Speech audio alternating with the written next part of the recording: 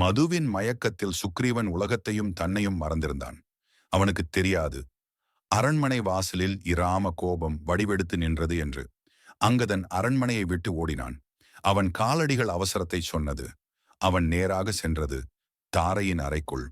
தாரை அனைத்தையும் உணர்ந்தாள். இது ஒரு அரச கோபம் அல்ல, இது தருமத்தின் எச்சரிக்கை. அவள் சுக்கிரீவனை எழுப்பினாள். நீ அரசன், ஆனால் நீ முதலில் இராமனின் கடன்பட்டவன். சுக்ரீவன் முடியை சீர் செய்தான். அரச ஆடையை அகற்றினான்.